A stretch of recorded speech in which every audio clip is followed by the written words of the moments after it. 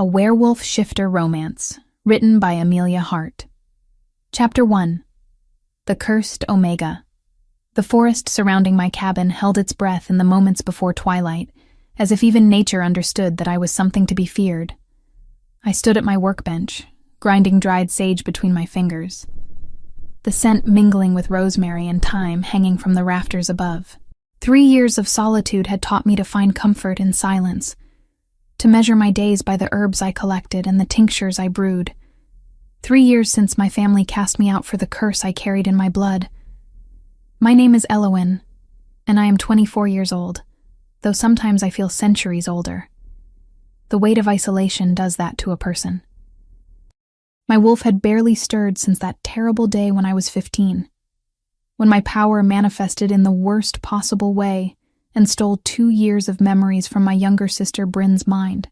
I could still see her confused expression, the way she looked at our mother's face and asked who the strange woman was. Our mother had been dead for 3 years by then, but Bryn's 12-year-old mind had erased all memory of her passing, reverting to a time when she was still alive. The pack elders called me an aberration. Omegas were meant to be nurturing, gentle, the heart of the pack. We were not supposed to possess powers that could unravel minds. My father, Alpha of the Riverbend Pack, had no choice but to exile me. The old laws were clear about those who posed danger to their own kind. So I built this life in the wilderness, collecting plants that most shifters avoided, brewing remedies for ailments both common and strange. Occasionally, a desperate soul would find their way to my door, willing to risk the cursed Omega's touch for a cure. I never used my power anymore. The thought of reaching into someone's mind, of potentially erasing precious moments, made my stomach turn. The sun had nearly disappeared behind the tree line when I heard them. Wolves, not the feral kind that roamed these woods, but shifters moving with purpose through the underbrush. My heightened senses picked up the jingle of metal, the creak of leather, the rhythmic thud of horses' hooves. Many horses. I froze, sage still clutched in my hand. No one came this deep into the forest. No one except those who sought to stay hidden. And I had made certain my presence was barely a whisper among the trees. The pounding on my door came moments later, hard and commanding. Open. By order of the Alpha King. My heart stuttered. The Alpha King. Hadrian. I had never met him, of course. An exiled Omega had no place in the royal court.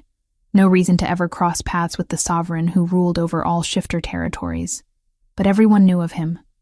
34 years old, powerful beyond measure, unmatched in combat, fair but merciless in judgment. He was the ultimate authority in our world, the king who commanded every alpha across the realm. I said open. The voice came again, sharp with impatience. My hands trembled as I crossed the small cabin. Through the gaps in the wooden door, I could see torchlight flickering, shadows of armed men, and the gleam of eyes that reflected gold in the darkness. Not just shifters. Royal guards. I pulled the door open slowly, keeping my gaze lowered in submission. Omega instincts ran deep, even in exile. Elowen of the Riverbend Pack. The speaker was a tall man with a warrior's build, his hand resting on the pommel of a sword strapped to his hip. Behind him stood at least a dozen guards, and beyond them, the massive forms of wolves in their shifted state. The display of force was overwhelming. Yes, I managed, my voice barely above a whisper. I am Captain Declan, head of the King's Guard. You are hereby commanded to accompany us to the royal castle. The Alpha King requires your presence immediately. My mind raced. This made no sense. There must be some mistake. I'm no one. I'm exiled. There is no mistake. His eyes held no sympathy, only the cold determination of a man following orders. You will come willingly, or you will come by force. The choice is yours, Omega. I glanced past him at the assembled guards. Even if I ran, even if I somehow managed to shift and flee into the forest, they would hunt me down. You did not refuse a direct command from the Alpha King. Not unless you wanted to be declared rogue, hunted and killed without mercy. May I gather some belongings? Declan nodded curtly. You have 5 minutes. I retreated into my cabin, my hands shaking as I pulled a worn leather satchel from beneath my bed. What did one pack when summoned by a king? I grabbed my warmest cloak, the gray wool one that had seen better days, and stuffed in a few basic supplies. My mind kept circling back to the same question. Why me? The journey to the castle took 2 days on horseback. They provided me with a gentle mare, but I was kept in the center of the formation, surrounded by guards at all times. No one spoke to me directly. I caught their sidelong glances, the way they kept their distance even when we made camp for the night, fear mixed with disgust in their sense. They knew what I was, what I could do. On the second day, the forest gave way to rolling hills, and then to farmland, small villages, and finally, the sprawling capital city that housed the royal castle. I had never seen anything like it. The castle rose from the earth like a mountain of gray stone, towers reaching toward the sky. Walls thick as houses were wide. Flags bearing the king's crest snapped in the wind, and even from a distance I could feel the weight of power that emanated from within those walls. We rode through streets crowded with merchants and craftsmen, past stone houses with thatched roofs, through market squares that smelled of bread and roasted meat. People stopped to stare at our procession, but their eyes glazed over me. I was nothing, invisible in my worn dress and travel-stained cloak. The castle gates opened before us with a groan of metal and wood. Inside, the courtyard was massive, paved with smooth stones and bordered by manicured gardens even in late autumn. Servants scurried about their duties, and more guards lined the walls. Everything spoke of wealth, power, and order. I was pulled from my horse and escorted through corridors that seemed to stretch forever. Tapestries hung from stone walls depicting great battles and ancient ceremonies. Torches burned in iron sconces, casting dancing shadows across the faces of stern ancestors captured in oil paintings. My simple leather boots made soft sounds against polished floors that reflected the firelight. Finally, we stopped before an enormous set of double doors carved with intricate wolf designs. 2 guards pulled them open, and I was ushered into the throne room. It took my breath away. The ceiling soared overhead, supported by massive wooden beams. More tapestries lined the walls, and at the far end of the hall, elevated on a stone dais, sat a throne carved from a single piece of dark oak, its arms shaped into snarling wolf heads. And in that throne sat Alpha King Hadrian, even seated. His presence dominated the space.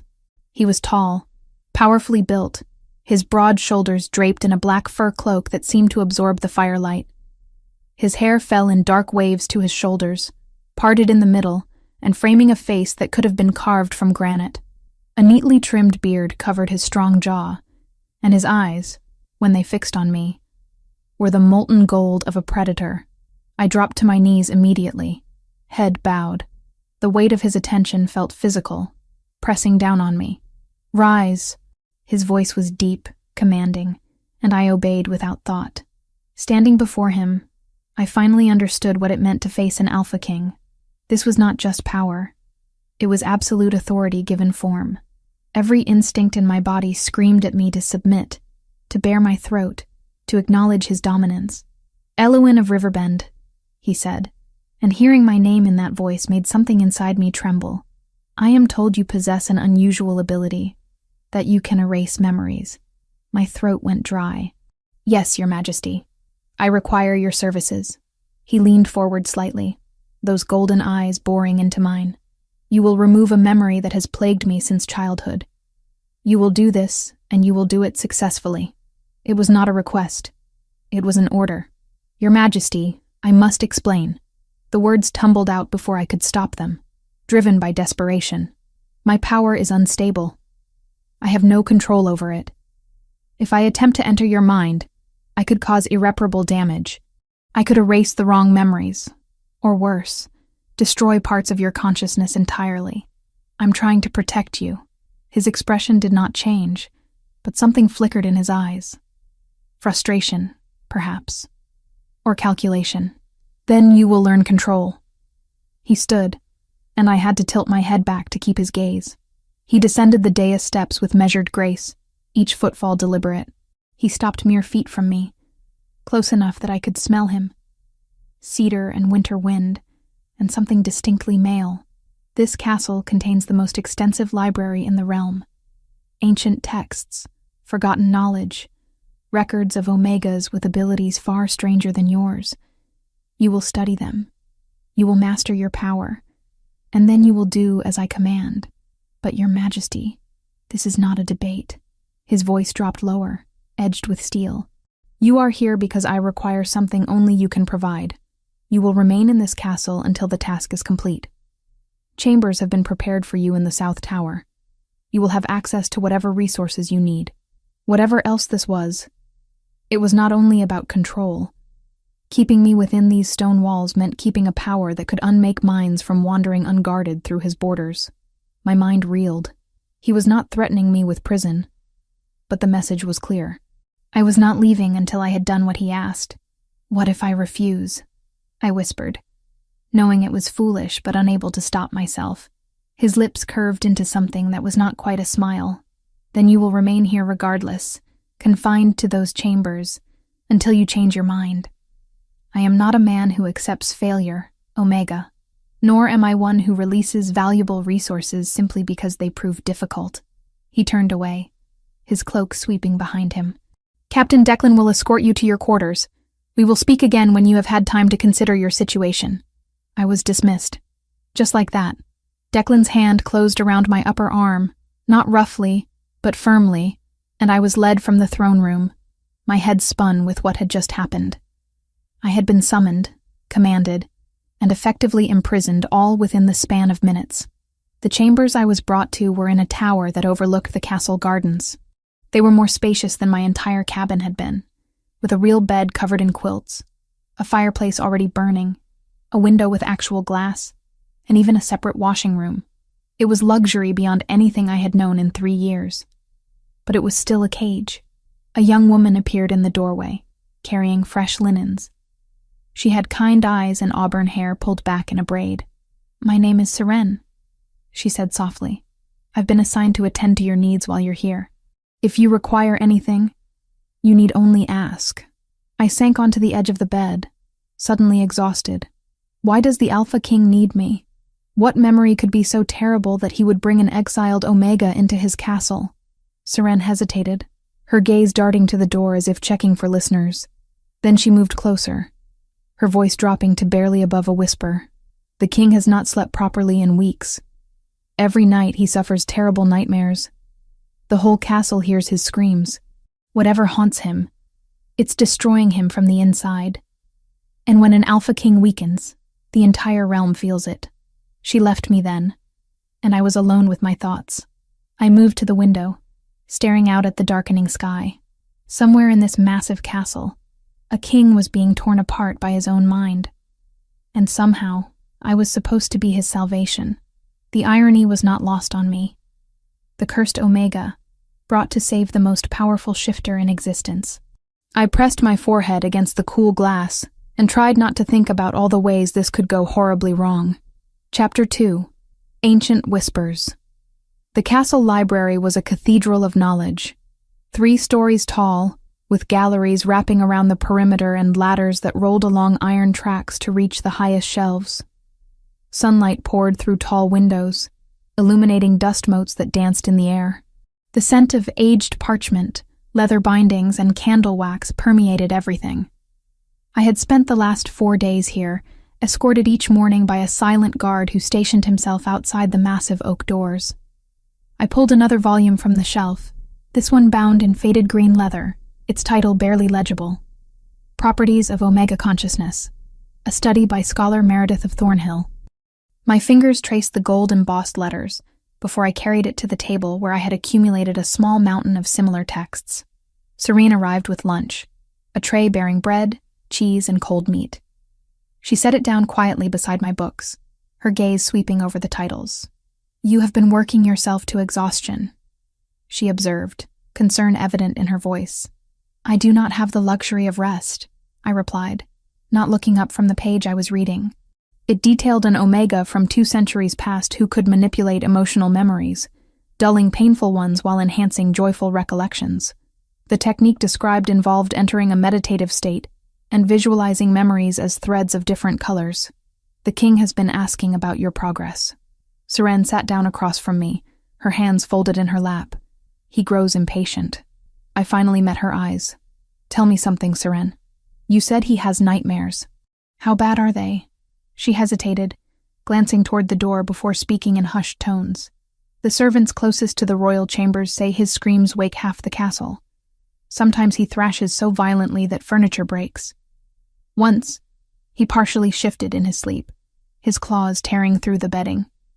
The guards posted outside his door stand ready every night, unsure if they will need to protect him or protect others from him. My stomach twisted. An Alpha King losing control of his shift was dangerous beyond measure. If he fully shifted while unconscious, driven by whatever terror plagued his dreams, he could kill without ever meaning to. Do you know what the nightmares are about? I asked quietly. Seren shook her head. He speaks of it to no one, but there are rumors. Always rumors in a place like this. Some say it involves his brother. His brother? Theodore, the king's twin. He died when they were children, 10 years old. No one speaks of how it happened. It's forbidden to mention Theodore's name in the royal court. She leaned closer. But servants talk, and old guards remember. Whatever occurred that day, it changed Hadrian completely. He was a different boy after. I sat back in my chair, processing this information. A childhood trauma involving a dead sibling, the worst kind of memory to carry, especially for someone who would grow up to bear the weight of an entire realm on his shoulders. There is something else you should know, Seren continued, her voice dropping even lower. Other alphas are beginning to notice the king's condition. They gather for the quarterly council in 6 weeks. If Hadrian appears weak before them, there will be challenges to his authority. Some might even attempt to claim territories for themselves. The political implications were staggering. Hadrian was not just suffering personally. His entire kingdom hung in the balance. Then I need to work faster, I murmured, turning my attention back to the text. The afternoon passed in concentrated study. I discovered references to meditation techniques, to practices that involved synchronizing one's own consciousness with another's, creating a temporary bridge that would allow for precise manipulation of specific memories. But all the texts warned of the same dangers I already knew too well. One wrong move, one moment of lost concentration, and the damage could be catastrophic. I was deep in a particularly dense chapter about neural pathways when I sensed him before I heard him. The air in the library shifted, growing heavier, charged with an undeniable presence. I looked up to find Alpha King Hadrian standing in the doorway. He had exchanged the formal fur cloak for simpler attire, a black leather tunic that emphasized his powerful build, dark breeches, and boots. But he still wore that thick gold chain around his neck, resting against his chest, where the tunic laced loosely. Even in less formal clothing, he radiated authority. His golden eyes found mine immediately. "Leave us," he commanded. And though he spoke quietly, Seren was on her feet and out the door within seconds. I stood slowly, keeping my spine straight, even as every Omega instinct screamed at me to bow, to submit. "Your Majesty." He crossed the library with measured steps, his gaze sweeping over the books scattered across my table. "You have been avoiding me. I have been studying, as you commanded. And have you found what you need?" I gestured to the open volume before me. "I am learning techniques that might allow for more precision in memory manipulation. But theory and practice are vastly different things. I need to understand what I am dealing with before I attempt anything." He picked up one of the books, examining the cover with apparent interest. Scholar Meredith of Thornhill. I remember her work being controversial in her time. She argued that Omega abilities were not lesser than Alpha strength, merely different in application. She was correct. The words left my mouth before I could consider whether contradicting a king was wise. We are not weak, simply because our power does not manifest in physical combat.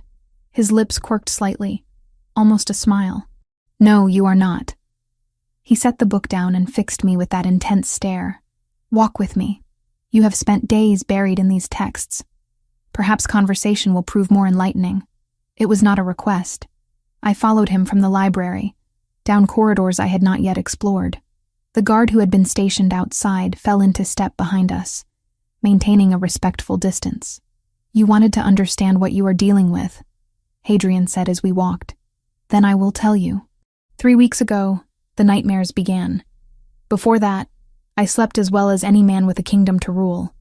But something triggered them, and now they come every night without fail. What changed 3 weeks ago?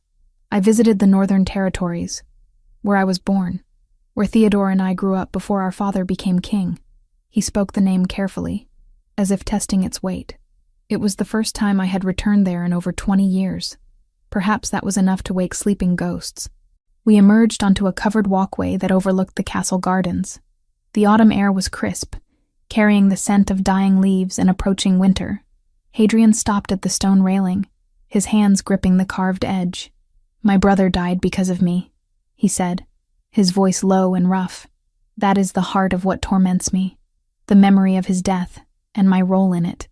I stood beside him, close enough that I could feel the heat radiating from his body in the cool air. "Will you tell me what happened?" He was silent for a long moment, and I thought perhaps he would refuse. Then he spoke, his gaze fixed on the distant trees beyond the garden walls. "Something terrible happened with my brother when we were children. Theodore was always weaker than me, more gentle. Father worried he would not survive in our world. I was everything Theodore was not: strong, aggressive, quick to anger." His jaw tightened. "The specifics, those I keep locked away even from myself most of the time. But I know that when Theodore died, it was my fault.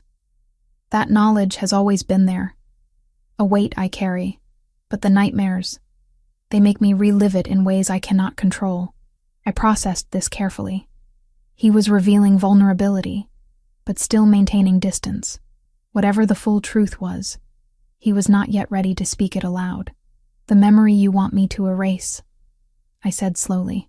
"You understand that removing it entirely might change fundamental aspects of who you are? Our traumas shape us, for better or worse." He turned to face me fully, and I found myself trapped in his gaze. "I do not seek to erase it completely. I seek release from the torment. I need to function, to lead, to sleep through a single night without waking in terror. Can you do that? Can you take away the nightmares while leaving the lesson intact?" "I do not know," I admitted. "The text suggests it is possible, but I have never attempted anything so delicate. My power manifested violently, without control. Teaching myself precision now feels impossible. Yet you must try." He stepped closer, close enough that I had to tilt my head back to maintain eye contact. "I am not asking you to perform miracles tomorrow. I am giving you time, resources, whatever you need. But I need to know you are truly working toward a solution, not simply hiding in my library." "I am not hiding," I said, though my voice wavered slightly. His proximity was doing strange things to my senses. I could smell him more strongly now. That cedar and winter wind scent mixed with something uniquely his. My wolf, dormant for so long, stirred faintly in response. "Good." His hand lifted, and for a breathless moment, I thought he might touch my face. Instead, he reached past me to pick up a book I had tucked under my arm, the one I had been carrying when we left the library. His fingers brushed mine in the process, and the brief contact sent a jolt through my entire body. If he noticed my reaction, he gave no sign. He examined the book, reading the title aloud. "Advanced Techniques in Memory Threading." His golden eyes flicked back to mine. "This is promising. It suggests that memories are not single events, but collections of sensory details, emotions, and contextual information all woven together," I explained, trying to focus on the academic discussion rather than the way my heart was racing. "If I can learn to see those individual threads, I might be able to remove only the ones causing distress while leaving the core memory intact." "Show me." He held the book open to a diagram that illustrated the concept, a memory represented as multiple colored strands braided together. I moved closer to see the page properly, and suddenly we were standing far too close for propriety. I could feel the warmth of his chest mere inches from my shoulder, could hear the steady rhythm of his breathing. "The red threads represent raw emotion," I said, pointing to the diagram while trying to ignore the way my hand trembled. "Fear, pain, anger. The blue threads are sensory details, what was seen, heard, felt physically. The green threads are understanding, the context that gives the memory meaning. And to remove the nightmares, You would remove the red threads? Theoretically. But emotions are not separate from experience. If I remove too much, the memory becomes meaningless, fragmented. Remove too little, and the nightmares persist. I looked up at him, finding his face much closer than I had anticipated. It requires a precision I do not yet possess. For several heartbeats, neither of us moved. The moment stretched, heavy with something I could not name. Then Hadrian stepped back deliberately, creating distance. "Then you will practice," he said, his voice once again formal and controlled. "Use your own memories first. Learn the feel of those threads, how to grasp them without severing the wrong ones. When you are ready, inform me." He turned to leave, then paused. "And Eloan, thank you for being honest about your limitations. Lesser people would have promised success simply to gain favor. Your integrity is noted." He left then, the guard trailing after him, and I was alone in the walkway with a book clutched to my chest and my mind in chaos. The Alpha King had just thanked me. More than that, he had shared something deeply personal, had allowed me to see behind the crown and the authority to the man beneath. I returned to my chambers that night with a new determination. Serene brought dinner, but I barely touched it, too focused on preparing for what I needed to attempt. If I was going to help Hadrian, I needed to first prove to myself that I could control my power. Sitting cross-legged on my bed, I closed my eyes and turned my focus inward, searching for a memory to practice on. I settled on something small and relatively meaningless. The day I learned to make bread from my mother when I was 8 years old. A happy memory, but one whose loss would not devastate me. Following the techniques outlined in the texts, I visualized the memory as threads of color. The blue of my mother's eyes as she smiled at me. The red of my frustration when the dough would not cooperate. The green of understanding when she showed me the proper kneading technique. The gold of joy when I pulled my first successful loaf from the oven. Slowly, carefully, I reached for one of the red threads, the frustration. In my mind's eye, I grasped it, and gently, so gently, began to unravel it from the weave. The memory flickered. For a terrifying moment, I thought I had lost it entirely. Then it stabilized, reformed. Slightly different now. I could still recall the day, still see my mother's face, still feel the texture of the dough beneath my hands. But the frustration was gone, replaced by a neutral calm. I opened my eyes, my heart pounding. It had worked. On a small scale, with a simple memory, I had actually succeeded in threading. It was far from what Hadrian needed. The memory I had altered was decades old, already faded with time, attached to no particular trauma. What he required was infinitely more complex and dangerous. But this was a start. That night, for the first time since arriving at the castle, I felt something other than fear and uncertainty. I felt the faintest stirring of hope. Chapter 3. Midnight. Offering. The scream tore through the castle like a blade through flesh, jolting me awake from restless sleep. I sat bolt upright in bed, my heart hammering against my ribs as the sound echoed through the stone corridors. It was raw, agonized, barely human, and I knew instantly who it came from. Another scream followed, this one worse than the first, carrying notes of pure terror that made my wolf whimper inside me. I threw off the quilts and grabbed my robe, pulling it on as I rushed to the door. The guard posted outside my chamber looked pale, his hand gripping his sword hilt so tightly his knuckles had gone white. "The king," I said, and it was not a question. He nodded stiffly, his jaw clenched. "It happens most nights, my lady. Best to return to your room." But another scream came, and this time I heard something else beneath it, the sound of splintering wood, of something heavy hitting stone. Hadrian was not just dreaming. He was destroying his own chambers in his sleep. I did not think. I simply moved, pushing past the startled guard and running barefoot down the corridor. I had explored the castle during my days here, had learned which passages led where. The royal chambers were one floor below mine, at the heart of the castle's main structure. "My lady, you cannot." The guard's voice followed me, but I did not stop. I rounded corners, my robe streaming behind me, following the sounds of anguish that grew louder with each step. Other servants had emerged from their quarters, huddled in doorways with frightened expressions. They pointed me toward the king's chambers, though I hardly needed direction. 2 guards stood outside massive double doors, and through the gaps I could see flickering firelight and shadows moving violently. One guard had his hand raised to knock, the other looked ready to bolt. They both turned as I approached, their expressions shifting from relief to confusion. "Lady Elowen, you should not be here," the taller one said.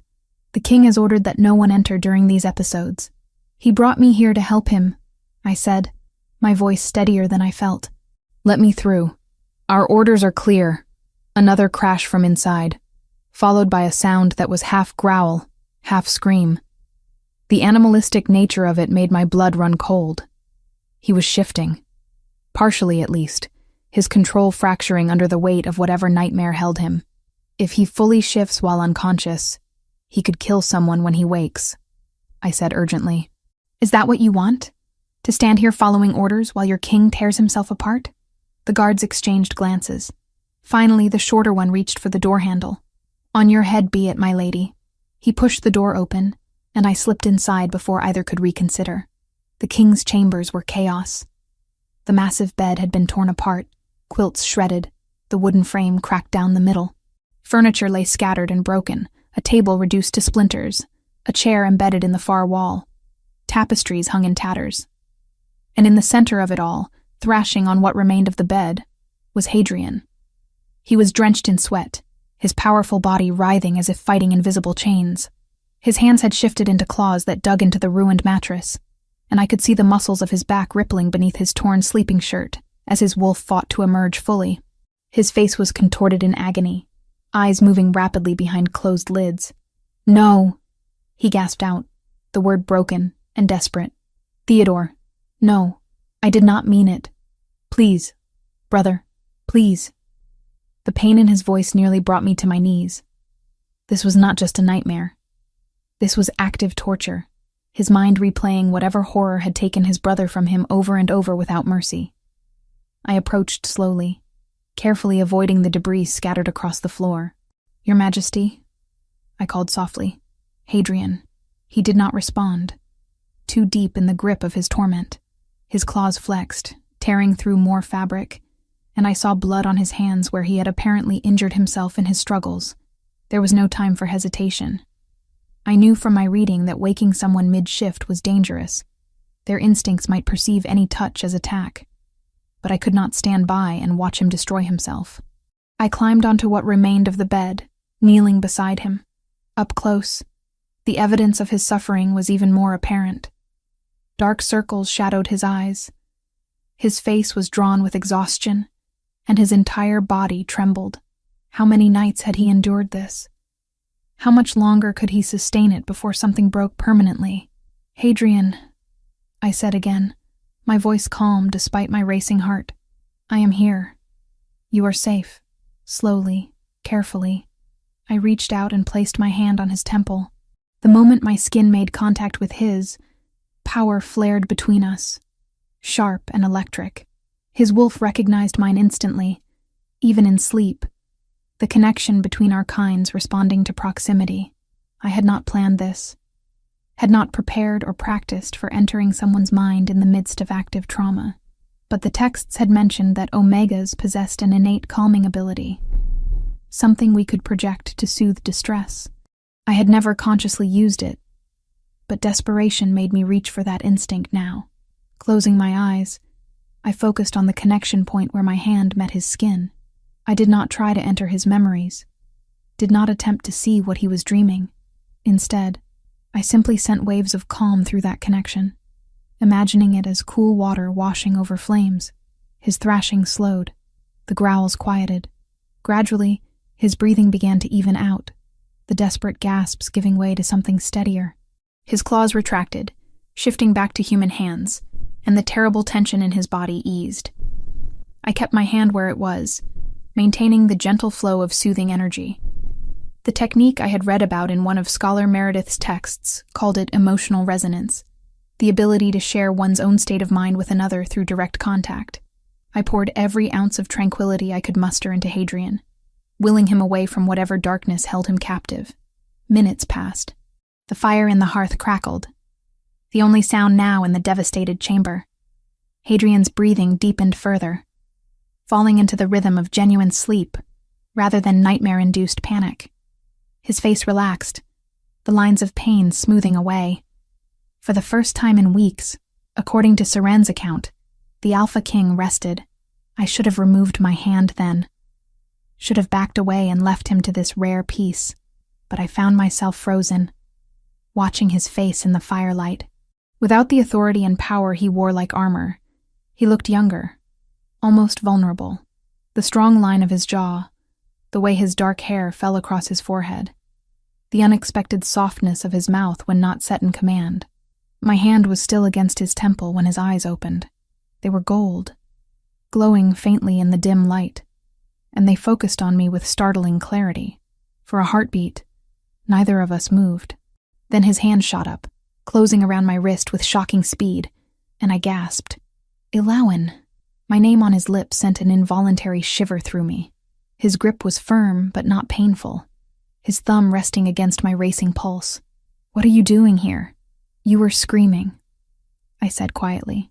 The whole castle could hear you. I thought I could help. His gaze moved from my face to where my hand still rested against his temple, then back again. Something flickered in his expression. Surprise, perhaps, or confusion.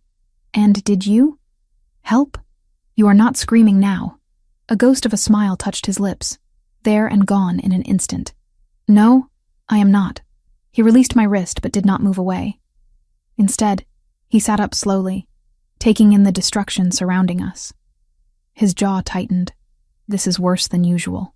Serene said the nightmares have been affecting you for weeks. I withdrew my hand carefully, though part of me mourned the loss of contact.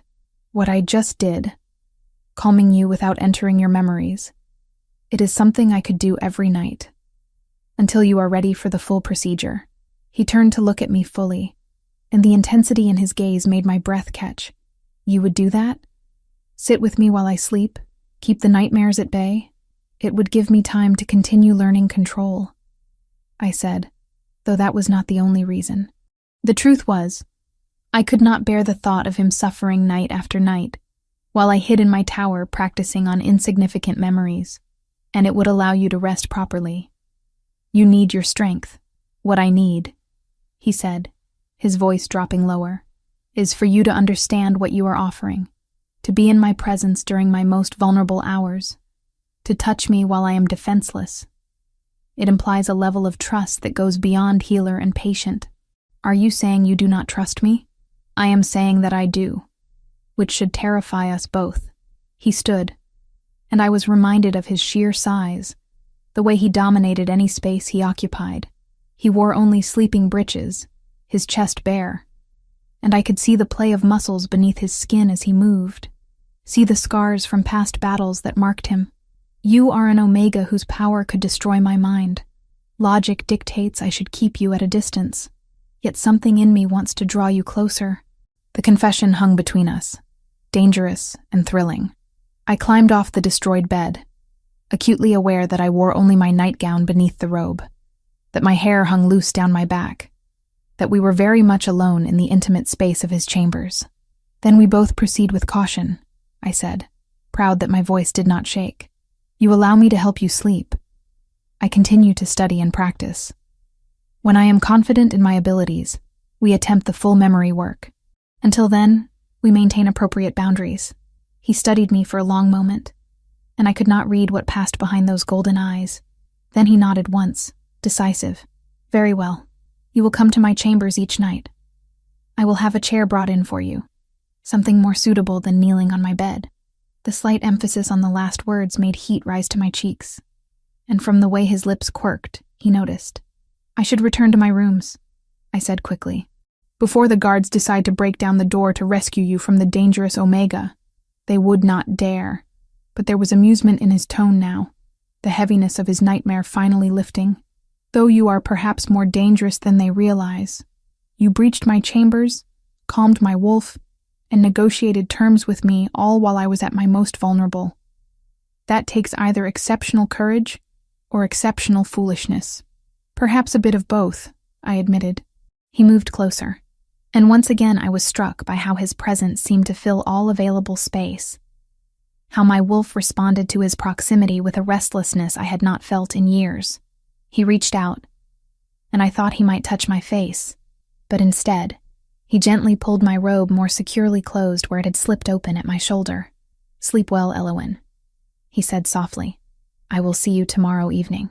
The dismissal was clear, but it lacked the coldness of command. I curtsied, aware it was probably awkward given my state of undress, and fled to the door. The guards outside looked relieved to see me emerge unharmed. One even went so far as to check the chamber behind me, as if confirming the king still lived. I returned to my tower in a daze, my mind replaying every moment of that encounter. I had touched him, had seen him vulnerable and struggling, and had somehow managed to bring him peace. And he had thanked me for it, had shown me a glimpse of the man beneath the crown. Seren was waiting in my chambers when I arrived, pacing nervously. "Thank the moon goddess," she breathed when she saw me. "When I heard you had gone to him, I feared the worst. The king can be dangerous when caught in his nightmares." "He was in pain," I said simply, moving to wash my hands in the basin by my window. "I could not leave him to suffer." "You have a healer's heart," Seren observed. "Even for those who command you."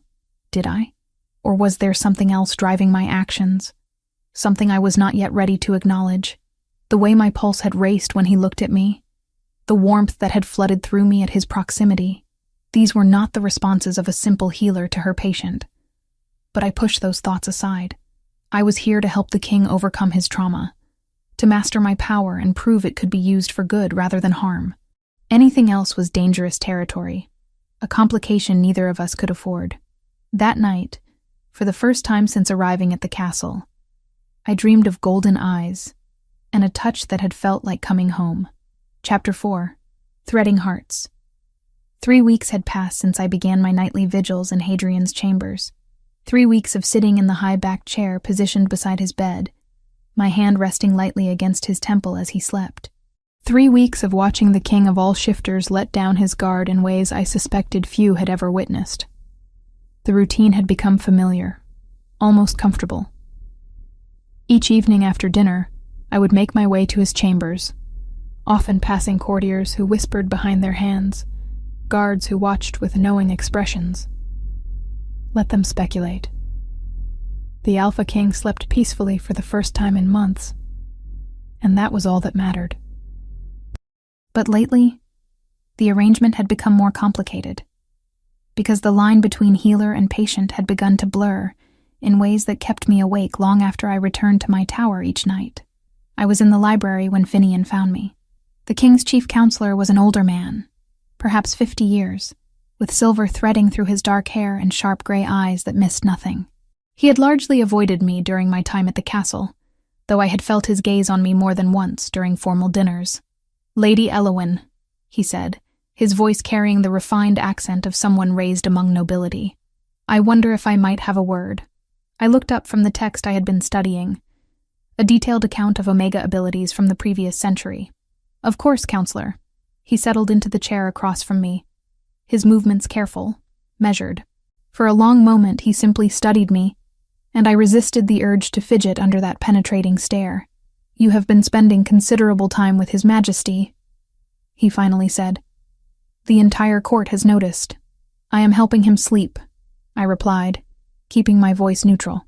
"As he commanded." "Indeed, and you have been remarkably successful. The king has not looked this well rested in weeks." Finian leaned forward slightly, "which makes me curious about your methods. What exactly are you doing each night?" I considered how much to reveal. "I use a calming technique. Emotional resonance, the texts call it. I project tranquility through physical contact, which soothes his mind without directly manipulating his memories. A stopgap measure. Yes, I am still working toward the precision needed for the full procedure." I met his eyes steadily. "Unless you have advice on how I might progress faster." Something shifted in his expression, a softening around the edges. He reached into his robe and withdrew a small leather-bound journal. its cover worn smooth with age. I did not seek you out to question your progress. I came to offer assistance. He set the journal on the table between us. I picked it up carefully, opening to a page covered in elegant handwriting. The title read, Observations on Omega Consciousness Manipulation by Finian of House Greystone. I looked up sharply. You wrote this? Many years ago, when I was a much younger man with a daughter who possessed extraordinary gifts. His voice carried old pain, carefully controlled. Marin could heal with her touch, not just physical wounds but emotional ones as well. She could draw pain from others, absorb their trauma temporarily to give them respite. What happened to her? I asked softly. She died at 16. There were no texts, no teachers who understood her abilities. She tried to heal a soldier who had returned from war with his mind shattered, and she took too much of his anguish into herself. By the time we realized what was happening, the damage was irreversible. He paused, composing himself. I spent years afterwards studying Omega powers, trying to understand what had taken my daughter from me. That journal contains everything I learned. I looked down at the journal in my hands, feeling the weight of it, both physical and emotional. Why give this to me now?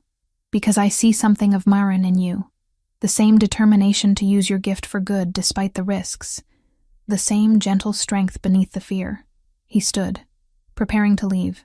And because the king needs you to succeed, not just for his own sake, but for the realm's. Read what I have written. Practice the techniques carefully. And when you are ready, I will help you prepare for the procedure. He left before I could properly thank him. But I clutched the journal to my chest, understanding the significance of what he had shared. This was not just knowledge. This was trust. From a man who had lost everything to Omega power misused.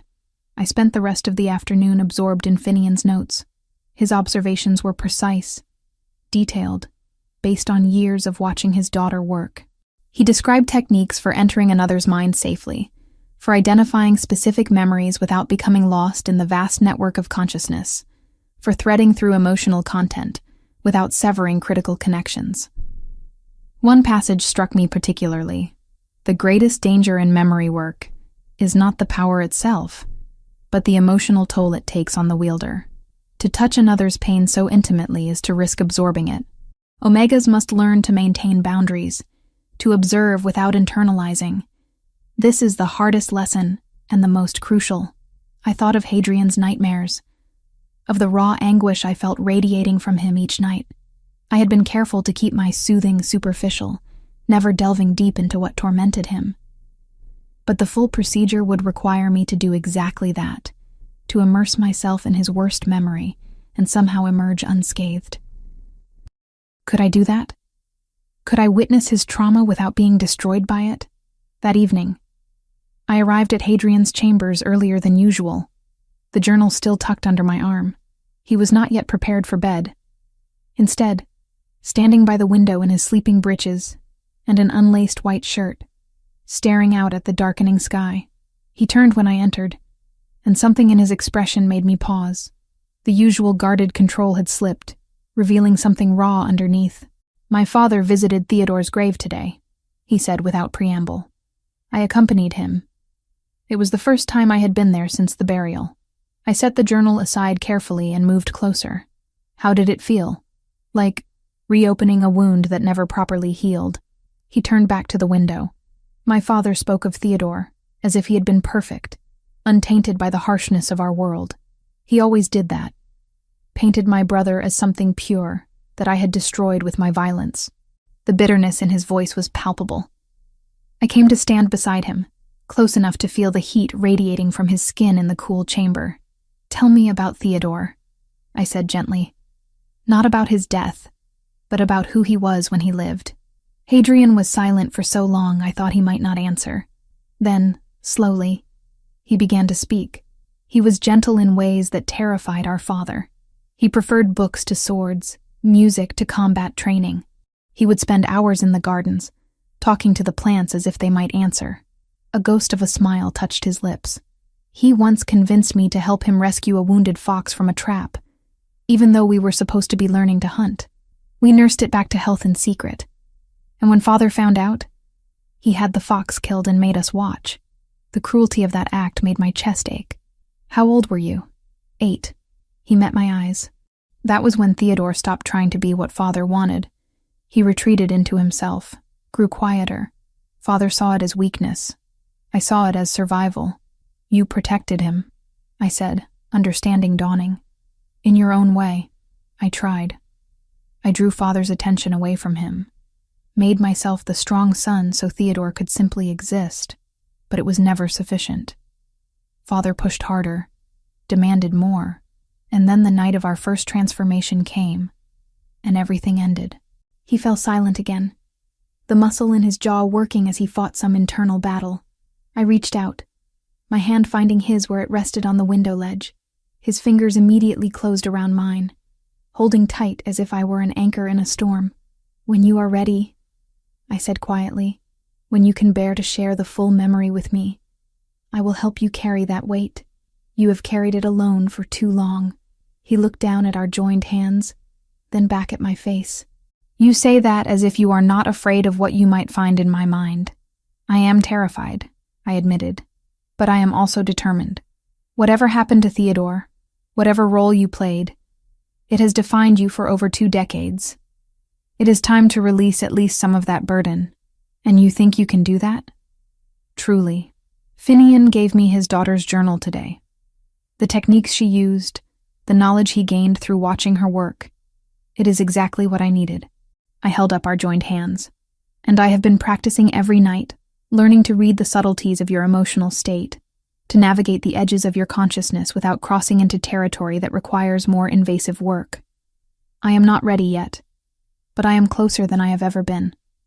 Something shifted in his expression, heat entering his gaze that had nothing to do with nightmares or memory work. Do you have any idea what these weeks have been doing to me? His voice dropped lower, almost a growl. Watching you every evening, knowing you will be the last thing I see before I sleep, and the first thing I see when I wake, feeling your gentle touch, anchoring me to peace when I have known nothing but torment. My breath caught. Hadrian, I know I should maintain distance. I know you are here under my command, that I hold power over you in ways that make any relationship between us complicated at best, dangerous at worst. He released my hand only to reach up, his fingers brushing along my jaw with aching gentleness. But I find myself thinking about you during war councils, watching for you at dinner, finding excuses to visit the library when I know you are there. I have noticed, I whispered, my heart pounding so hard I was certain he could hear it. I have noticed everything. His thumb traced my lower lip, sending sparks of sensation through my entire body. My wolf rose to the surface, responding to his proximity with a hunger I had not felt in years. This is unwise, he murmured, even as he leaned closer. You are here to heal me, not to become entangled in whatever this is between us. Perhaps healing and connection are not separate things, I said, tilting my face up toward his. Perhaps we need both. The distance between us evaporated. His mouth found mine in a kiss that was nothing like I had imagined in the secret fantasies I barely acknowledged. It was not gentle or tentative. It was consuming, desperate. Years of his loneliness meeting years of my isolation in a collision that threatened to unmake us both. His arms came around me, pulling me flush against the solid heat of his body. I wound my fingers into his hair, rising on my toes to meet him more fully. Every nerve ending came alive. Every sense heightened until all I could perceive was him. His taste, his scent. The way his hands spanned my waist as if he could not bear to let me go. When we finally broke apart, both breathing hard, he rested his forehead against mine. This changes things, he said roughly. I know. We should stop, before it goes further. We should, I agreed, but neither of us moved. He drew back slightly, his golden eyes searching mine. When this is done, when I am free of these nightmares and you have proven your power can be controlled, I want to explore what this is between us properly. With no commands, no obligations, just 2 people making a choice. And until then? I asked, though my heart already knew the answer. Until then, we exercise restraint that will likely drive us both mad. He smiled, a real smile that transformed his face into something almost boyish. But knowing there is something to look forward to might make the waiting bearable. I nodded, stepping back reluctantly. The space between us felt like a physical loss. But I understood his reasoning. Whatever was growing between us needed to develop on equal ground, not in the complicated tangle of healer and patient, Omega and Alpha King. I should let you rest, I said, moving toward my usual chair. Unless you would prefer I return to my chambers tonight? Stay. The word was immediate, almost involuntary. Please. I sleep better with you here. That has not changed. So I stayed, settling into the chair as he climbed into bed. He watched me as I reached out to touch his temple, my fingers finding their familiar place. But now there was a new awareness between us, an acknowledgement of what had been building beneath the surface these past weeks. Elowen, he said as his eyes began to drift closed, my calming energy already working its magic. Yes, thank you. For everything. For your patience, your skill, your willingness to shoulder my burdens. His voice was growing drowsy, and for that kiss. I have thought about almost nothing else for days. Heat flooded my cheeks, but I smiled. Sleep, Hadrian. Dream of something pleasant for once. With you here, how could I not? He fell asleep within minutes, his breathing evening out, his face relaxing into peace. I sat there in the firelight, my hand maintaining its gentle contact, and tried to process everything that had shifted between us in the span of a single conversation. I had come to this castle as a prisoner and a tool, an exile with no purpose beyond being used for my dangerous gift. But somehow, in the quiet moments of healing this broken king, I had found something I never expected. Connection, understanding, and possibly, terrifyingly, the beginnings of something deeper than I had ever known. Chapter 5. The Ritual of Truth. The morning sun filtered through the stained glass windows of the small chapel, casting colored light across the stone floor. Hadrian stood before the altar, his back to me, shoulders tense beneath his black leather tunic. We had come here alone, except for Finian, who waited in the antechamber, ready to assist if needed. Are you certain this is necessary? I asked, moving to stand beside him. The chapel was ancient, predating even the current castle, its walls carved with symbols from the old religion, when shifters still honored the moon goddess as their primary deity. The ceremony requires sacred ground, Hadrian replied, his voice steady despite the strain I could see in the set of his jaw. What I am about to share with you, what you are about to witness, it cannot be done casually. The old texts are clear. A memory this deeply buried, this heavily guarded, needs ritual to safely expose it. A week had passed since that kiss, since everything between us had shifted into territory, both exhilarating and terrifying. We had been careful since then, maintaining the boundaries he had insisted upon, but the awareness simmered constantly beneath the surface. Every shared glance carried weight. Every accidental touch sent sparks through my nervous system. But today was not about whatever was growing between us. Today was about the work I had been brought here to do. Finian entered, carrying an ornate wooden box. He set it on the altar and opened it to reveal bundles of dried herbs, a clay bowl, and a small ceremonial knife. The preparation ritual, he explained, his voice taking on the formal cadence of someone reciting ancient instruction. You will need to synchronize your consciousness with His Majesty's before attempting any deep memory work. This ceremony has been used for centuries when Omegas needed to access particularly guarded areas of an Alpha's mind. How long will it take? Hadrian asked. A week of daily sessions. Each day you will meditate together, aligning your breathing, your heartbeats, your very essence. By the end, Lady Elowen will be able to navigate your mental landscape as easily as walking through a familiar forest. Finian began arranging the herbs in the bowl. But I must warn you both. This level of synchronization often reveals more than just the target memory. You may see fragments of each other's pasts, feel echoes of each other's emotions.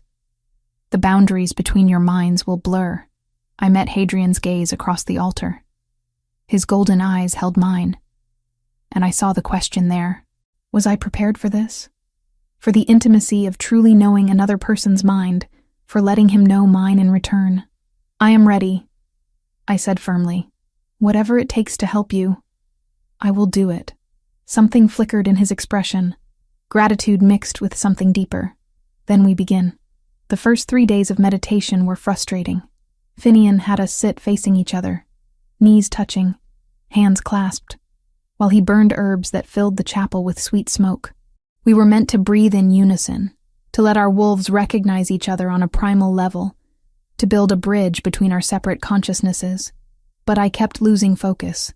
Hadrian's hands holding mine felt too intimate, too distracting. His scent surrounded me. Cedar and winter wind and that indefinable quality that was purely him. My wolf kept pushing forward, wanting closer contact, wanting to press against his chest and feel his heartbeat. Concentrate, Finian said gently on the 3rd day, sensing my struggle. You are fighting the connection rather than allowing it to form naturally. Remember, Lady Elowen, this is not about control. It is about surrender, about trusting another with the deepest parts of yourself. Surrender. The word resonated through me. I had spent 3 years in isolation, guarding myself carefully, never letting anyone close enough to risk using my power accidentally. The idea of deliberately lowering those walls terrified me. Look at me, Hadrian murmured, his voice low enough that only I could hear. Not at the king, not at the authority or the power, just at me. At the man who cannot sleep without your touch, who thinks of you during every council meeting, who would trust you with his life. I raised my eyes to his, and something shifted. Instead of seeing the Alpha King, I saw Hadrian, the boy who had tried to protect his gentler brother, the man who carried decades of guilt, the soul who wanted peace as desperately as I wanted acceptance. My breathing naturally aligned with his. In, out, in, out. Our hearts began beating in synchronization. I could feel it through the contact of our hands, through the connection that was forming between us, like a golden thread spinning itself into existence. And then, suddenly, I was not just looking into his eyes. I was looking through them. The chapel dissolved around me, replaced by a memory. His memory. I saw through a child's eyes, perhaps 6 years old, watching his brother Theodore laugh as he chased a butterfly through a sun-drenched garden. Theodore's joy was pure, unguarded, and young. Hadrian felt fierce protectiveness toward that innocence. The memory faded, and I was back in the chapel, gasping. I saw him. Theodore. Hadrian's grip on my hands tightened, and I saw her. Your sister Bryn, when she was small and you were teaching her to braid flower crowns. Before the accident, tears pricked my eyes. That memory had been one of my most precious, before I had destroyed so much between us. The connection is forming. Yes, Finian said, satisfaction evident in his voice. You are beginning to synchronize. Continue. By the 5th day, the connection between us had deepened to a level that was almost overwhelming. We no longer needed to sit in formal meditation. Simply being in the same room meant I could sense his emotional state, feel the edges of his thoughts brushing against my consciousness, and he could feel mine in return. This is what true mates experience, Finian explained, as we took a break from meditation, sitting in the chapel's small garden. That level of awareness, of connection.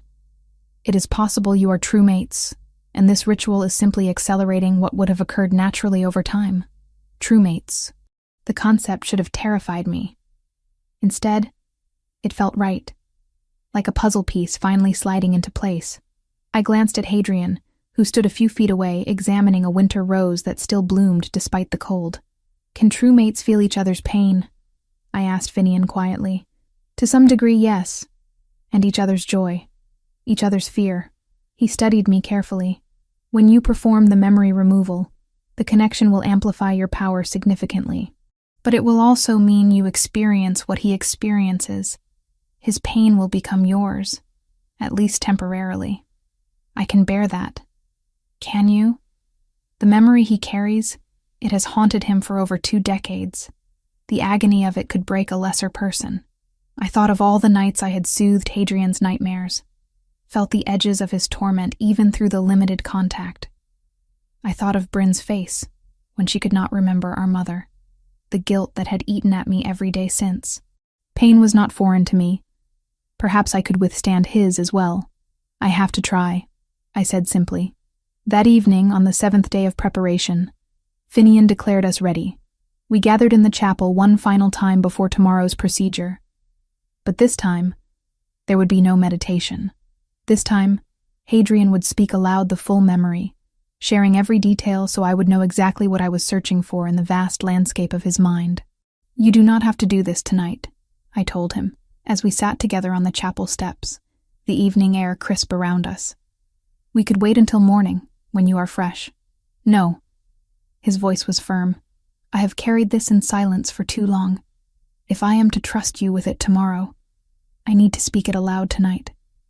I need to hear my own words admit to what I have never fully acknowledged. I took his hand, lacing our fingers together. The connection between us hummed, strong and steady. Then I will listen, and I will not judge. He took a deep breath and began. Theodore and I were 10 years old when the fever came. It swept through the northern territories, killing dozens. Theodore caught it badly. For 2 weeks he burned with it, barely conscious. The healers said he might not survive. His voice remained controlled, but I could feel the old fear bleeding through our connection. Father kept insisting he would recover, that my brother was stronger than he looked.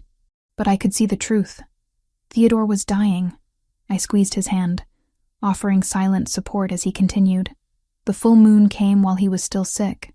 Our first transformation was supposed to have been a ceremony, supervised and controlled, but the moon does not wait for convenience. That night, I felt my wolf rising, unstoppable. I tried to stay near Theodore, thinking I could protect him even in wolf form, but when I shifted, the fever had affected him too. He began to transform, but wrong, incomplete. He was stuck between forms, in agony, his body unable to complete the change because he was too weak. Hadrian's jaw clenched, and I felt him fighting to get the next words out. My wolf saw him like that, struggling and half-shifted, and instinct took over. He was not pack, not in that moment. He was prey, or threat. I do not even know. I attacked. I did not mean to kill him. I did not even know what I was doing. But my wolf was fully formed, strong, and Theodore was helpless. By the time I regained human consciousness, he was dying. Tears streamed down my face, but I did not interrupt. He needed to finish this. He looked at me, even as the life left his eyes. He tried to speak, but I was screaming, calling for help. Our parents came running, pulled me away from him. Father had healers work on Theodore for hours, but it was too late. The wounds I had inflicted were too severe. Hadrian's voice finally broke. My brother died because I could not control my wolf, because I was too strong, and he was too weak, and the fever should never have let that transformation happen. The silence that followed was heavy, broken only by the sound of distant wind through the trees. I shifted closer, wrapping both arms around him, and he buried his face in my shoulder. His body shook with silent sobs, grief finally given permission to surface after being locked away for so long. Theodore knew he was dying, I said softly when his shaking subsided. The healers had already said he would not survive. Perhaps part of him wanted to die as a wolf, fighting transformation, rather than withering away in bed. Hadrian pulled back to look at me. You think he provoked the shift deliberately?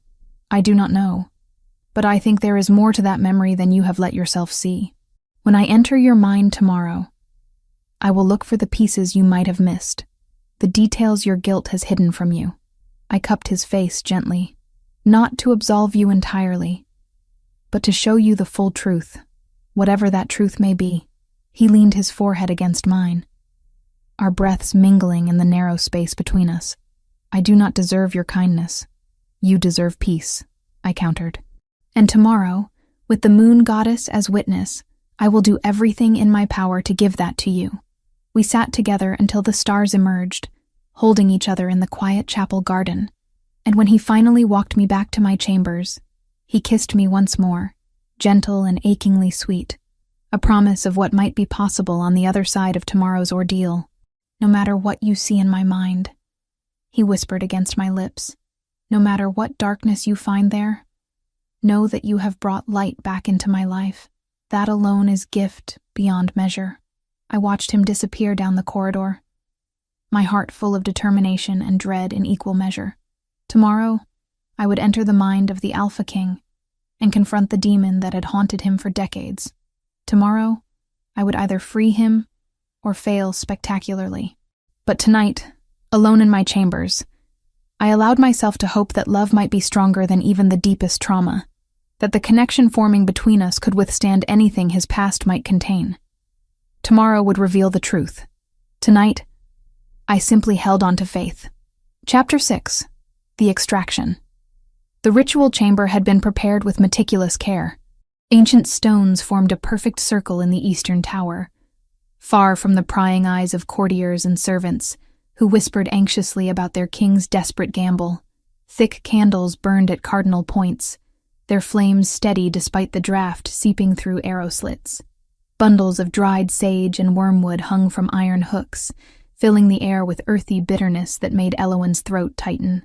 She stood at the threshold, studying the space that would either save Hadrian or destroy them both. The mate bond hummed beneath her ribs, a living thread connecting her racing heart to his unnaturally calm one.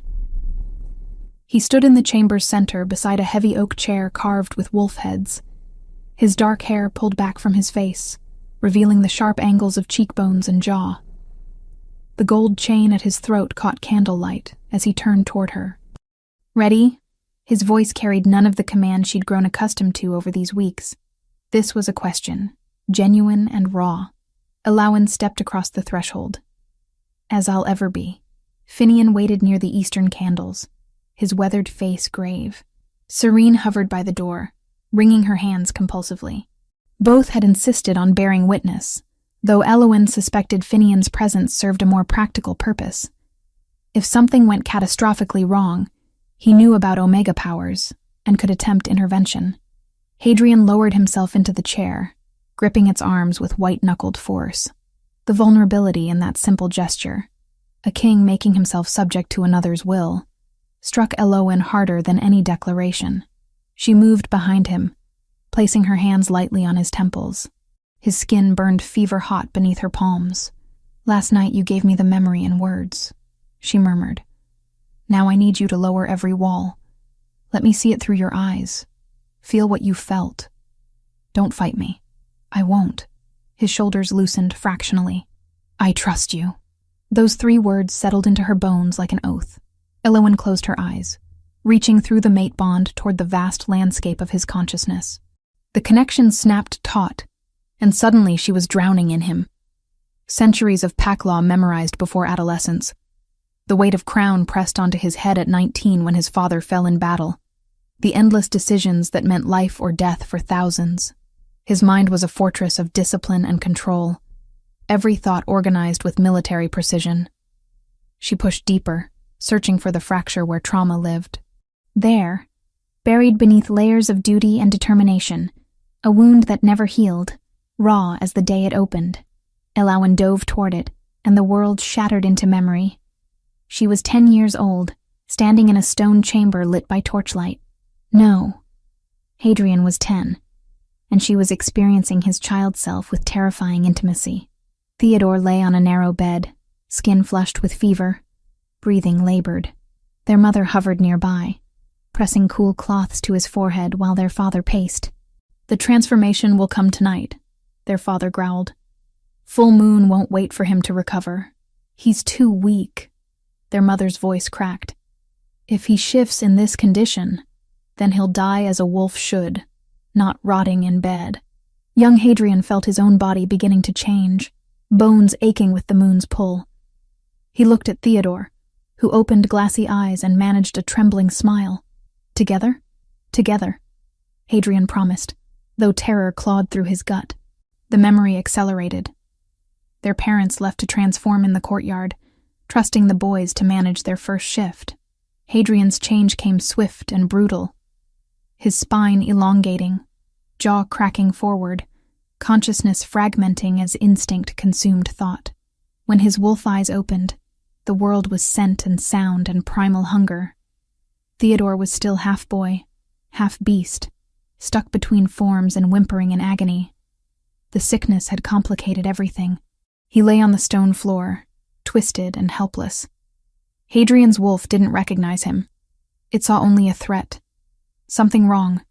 Something that needed to be eliminated. The attack happened in heartbeats.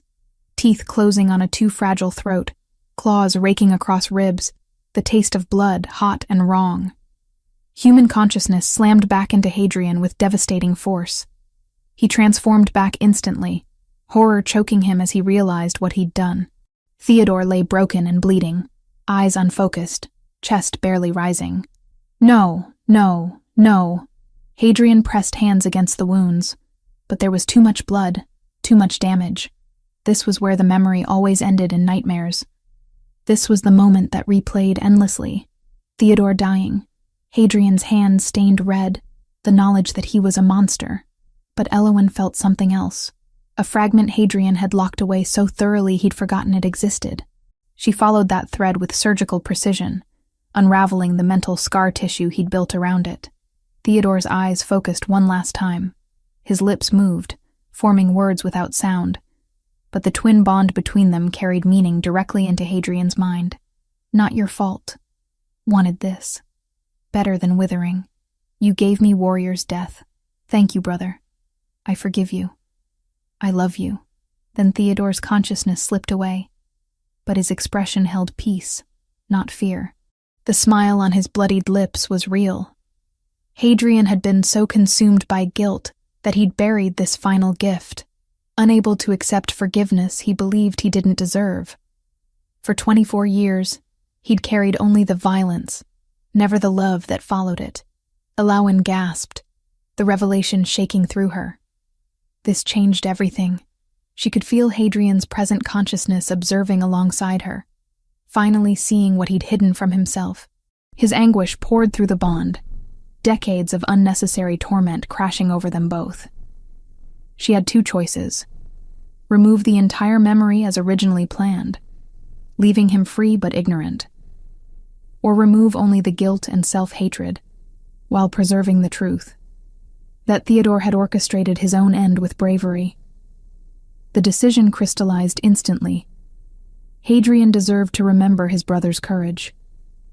Theodore's last gift shouldn't be erased. Elowen began the delicate work of separating pain from truth. Her power had never been tested like this, excising specific emotional resonance while leaving factual memory intact required precision beyond anything the ancient texts described. But the mate bond amplified her abilities, and weeks of practice had honed her control to a razor's edge. She visualized the memory as a tapestry, identifying threads of corrosive guilt and pulling them loose without destroying the overall image. Each thread dissolved under her focus, burning away like morning fog. The violence remained, but its poison drained away, leaving only tragic necessity. Theodore's final message blazed bright and clear. Sweat dripped down her temples. The chamber spun around her, though her eyes were still closed. Finian's voice came from far away, her pulses racing. How much longer? Almost done, she whispered. One last thread, thick and stubborn, the core belief that had defined Hadrian for 2 decades. I am a monster who killed my brother. She grasped it with her mind and pulled. It resisted, so deeply rooted that removing it felt like tearing out a tree. Elowen gritted her teeth and pulled harder. The bond between her and Hadrian flared white-hot, and suddenly his strength was hers. The thread snapped. The memory restructured itself instantly, truth rising to the surface where lies had festered. Hadrian would remember everything. The fever, the botched transformation, the attack, the blood. But now he would also remember Theodore's peace, his choice, his forgiveness. Elowen released her hold on his mind and staggered backward. Her legs gave out, but strong arms caught her. Hadrian had moved faster than humanly possible, abandoning the chair to cradle her against his chest. I've got you, he murmured, his voice shaking. She forced her eyes open. His face swam into focus. Those golden eyes bright with unshed tears, wonder and devastation warring across his features. Did it work? He forgave me. Hadrian's voice broke. Elowen, he forgave me. He wanted it. He chose it. All this time I thought he couldn't continue, emotion strangling the words. I know. She lifted a trembling hand to his face, wiping away the tear that finally fell. I saw everything. You gave him back to me. Hadrian buried his face in her hair, his body shaking with sobs he'd suppressed for decades. Not just took away the pain, you gave me the truth. Finian approached slowly, his expression odd. The memory remains? You removed only the trauma? Elowen nodded weakly. He needed to remember. Just not the way he was remembering. Extraordinary. The old counselor's eyes shone with moisture. I've never heard of such precision. Seren had collapsed against the wall, crying openly. True mates. Hadrian rose with Elowen still in his arms, cradling her carefully. Take me to our chambers, she whispered. I need to rest. As long as you need. He carried her from the ritual chamber, leaving Finian and Seren to extinguish the candles. The walk through silent corridors passed in a blur. In the royal bedchamber, Hadrian laid her on the massive bed with exquisite gentleness. Elowen's exhaustion ran bone deep. The mental exertion had drained her completely, but triumph sang through her veins. She'd done it. Hadrian stretched out beside her, pulling her into his arms. For long moments they simply breathed together, heartbeats synchronizing. Finally he spoke, voice raw but steady. You could have removed everything, made me forget Theodore entirely. It would have been easier, but wrong. Elowen traced the gold chain at his throat. He was your brother. He loved you. That deserves to be remembered. I dreamed of him every night for 24 years, and every dream was a nightmare. Hadrian's voice filled with wonder. Now, when I close my eyes, I can see him smiling. I can hear him thanking me. That's all I wanted, she murmured. To give you peace. You gave me more than that. He pressed his lips to her forehead. You gave me redemption. And I'm asking you to stay. Not as my healer, but as my mate. My queen. Through the haze of approaching sleep, Elowen smiled. Ask me again when I'm not about to pass out. I'll ask you every day until you answer. His arms tightened protectively. Sleep now. I'll be here. She wanted to say something profound, but consciousness was already slipping away. The last thing she registered was the steady rhythm of his heartbeat and the absolute safety of his embrace. For the first time in 3 years, Elowen fell asleep without fearing her power. And for the first time in 24 years, Hadrian closed his eyes without dreading nightmares. Hours later, Elowen woke to find him still holding her, his breathing deep and peaceful. True sleep, unmarred by torment. She traced the strong line of his jaw. He stirred, golden eyes opening slowly. How long? A few hours. She stretched cautiously. How do you feel? Hadrian considered seriously. Lighter. Like I've been carrying boulders and someone finally lifted them. He caught her hand, pressing it over his heart. Whole. You made me whole. We made each other whole. Elowen laced their fingers together. I spent 3 years believing my power was a curse. You showed me it could be a gift. Then we're even. His smile held warmth she'd never seen before, though I'm still going to ask that question daily. She laughed. You're relentless. I'm a king. Relentless is a requirement. He rolled her beneath him gently. But I can be patient. Take all the time you need. Elowen looked up at him, this powerful man who demanded she cure him, and ended up healing her instead, and knew her answer. But a small part of her wanted to make him work for it. Ask me tomorrow, she whispered. Tomorrow, he agreed, and kissed her until both of them forgot about everything else. Chapter 7. The Assembly. Elowen accepted Hadrian's proposal 3 days after the ritual, standing in the castle gardens under a sky heavy with approaching storm clouds. He'd asked every morning as promised, and on the 3rd morning she'd simply kissed him instead of deflecting. That was answer enough. The announcement rippled through the kingdom within hours. Messengers rode to every regional territory, carrying news that their Alpha King had chosen a mate, an Omega, with the rare and dangerous gift of memory manipulation. By evening, responses began arriving. Most were congratulatory, formal declarations of loyalty from lesser alphas who knew better than to question their king's choices. But 3 letters carried a different tone, and Finian brought them to Hadrian's study with a grim expression. "The Northern Territories," the old counselor said, spreading the parchments across the heavy wooden desk. "Alpha Vaughn, Alpha Cormac, and Alpha Ronan. They're calling for a formal assembly." Hadrian read through each letter, his jaw tightening with every line. Elowen stood beside him, reading over his shoulder. The words were carefully diplomatic, but the message underneath was clear. "Prove she's safe, or we won't recognize her as queen." "They're questioning my judgment," Hadrian said quietly, though his voice carried an edge sharp enough to cut. "They're afraid," Elowen corrected, though her stomach twisted with anxiety. "An Omega who can reach into minds and erase whatever she wants? I'd be afraid too. You would never—" "They don't know that." She placed a hand on his shoulder, feeling the tension coiled there. "They only know the stories. Omega powers that went wrong, caused madness, destroyed packs. They need to see for themselves." Finian nodded slowly. "The assembly is in 2 weeks. All regional alphas will attend for the quarterly council. It's tradition. They'd be coming anyway. But now they'll be watching her specifically. Then let them watch." Hadrian covered Elowen's hand with his own. "You've done nothing wrong. You saved me when no one else could. That's all they need to know." But Elowen knew it wouldn't be that simple. She spent the next 2 weeks preparing, studying every scroll Finian could find about political protocol and alpha hierarchy. Seren helped her choose appropriate clothing, a deep purple gown that complemented her unusual eyes, elegant, but not ostentatious. The gold circlet Hadrian commissioned for her was simple, just a thin band with a single violet stone. "You look like a queen," Seren said the morning of the assembly, adjusting the circlet carefully in Elowen's hair. "I feel like I'm about to be judged by a pack of wolves."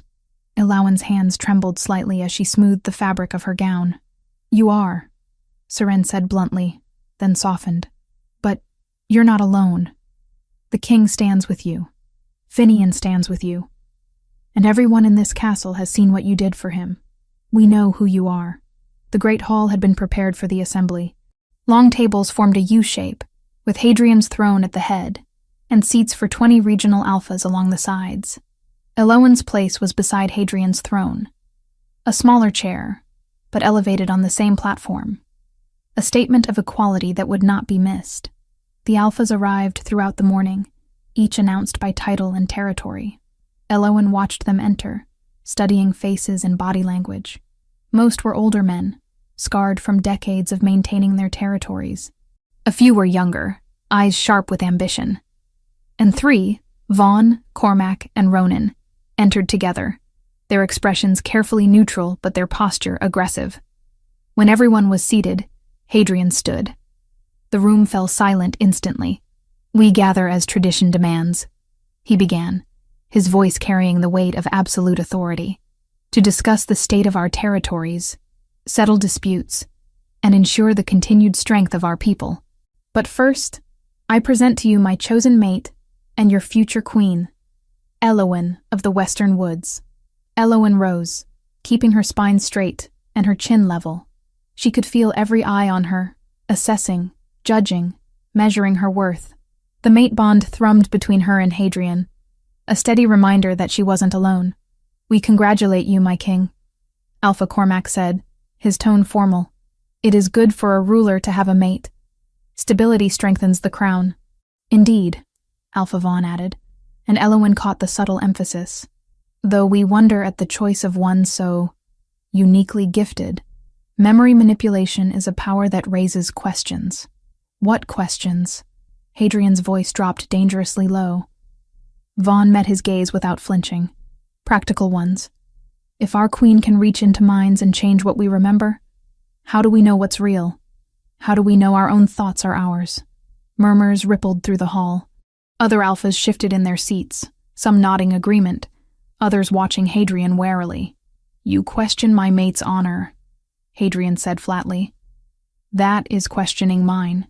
We question nothing," Alpha Ronan interjected smoothly. "We simply seek reassurance. Surely the lady understands our concern. A demonstration, perhaps, of her control and discretion." Elowen felt Hadrian's anger spike through the bond. She touched his arm lightly, a a silent request. He glanced at her, golden eyes blazing, but she nodded once. "Let me handle this. You want proof that I won't abuse my power," she said, addressing the hall directly. "That's reasonable. Alpha Vaughn, would you volunteer for a demonstration?" Vaughn's eyes narrowed. "What kind of demonstration?" "I'll enter your mind, locate a specific memory you choose, and share it with everyone here. No erasure, no manipulation. Just proof that I can be precise and controlled." She paused, holding his gaze. "Unless you have memories you'd prefer to keep private?" The challenge hung in the air. Vaughn couldn't refuse without appearing weak or suspicious. He stood slowly, moving to the center of the hall. "Very well. I'll choose a memory of my first hunt as Alpha. Something significant but harmless." Elowen descended from the platform, aware of Hadrian's protective instinct flaring through the bond. She stopped in front of Vaughn, who stood a full head taller, his posture radiating dominance. She'd practiced this technique with Finian for days, a modified version of what she'd done with Hadrian, but instead of erasing, she would project the memory to everyone present. "Think of the memory clearly," she instructed, placing her hands lightly on his temples. "Don't fight me." Vaughn's mind was different from Hadrian's, more chaotic, less disciplined, with sharp edges of ambition and buried resentment. She pushed past his surface thoughts, searching for the hunt memory he'd brought forward. Found it. A winter morning, snow deep, a massive elk with a scarred flank. But there was something else, closer to the surface, pulsing with recent emotion. Another memory, one he definitely hadn't intended to share. Elowen hesitated, then dove deeper, curious despite herself. She saw Vaughn in a stone chamber, moonlight streaming through narrow windows. An older man lay dying on a bed, the previous alpha of his territory. Vaughn stood over him, not helping, just watching, waiting. The old man's eyes held accusation and understanding. This wasn't illness. This was poison, slow and untraceable. Vaughn had killed him to take his place. Elowen's breath caught. This was the real test. She could expose him right now, share this truth with every alpha present. It would prove her power beyond doubt. It would also start a war, or she could show them exactly what they asked for. The hunt memory, and keep this secret. Prove she could be trusted with dangerous knowledge. The decision took only seconds. She pulled the hunt memory forward and channeled it outward, using the amplified power of her mate bond to project it into every mind in the hall simultaneously. The technique Finian had taught her, the one she'd practiced in secret, snapped into place perfectly. Every alpha saw what Vaughn remembered: the snowy forest, the careful tracking, the moment of the kill. Clean, honorable, exactly what he'd wanted them to see. Elowen released her hold on his mind and stepped back. Vaughn's face had gone pale, his eyes wide with shock. He knew what she'd found. He knew what she could have revealed. "The memory of Alpha Vaughn's first hunt," she announced to the hall. "As requested. No manipulation, no erasure. Just observation and sharing." The alphas stirred, many looking impressed. Alpha Cormac nodded slowly, a remarkable demonstration of control and discretion.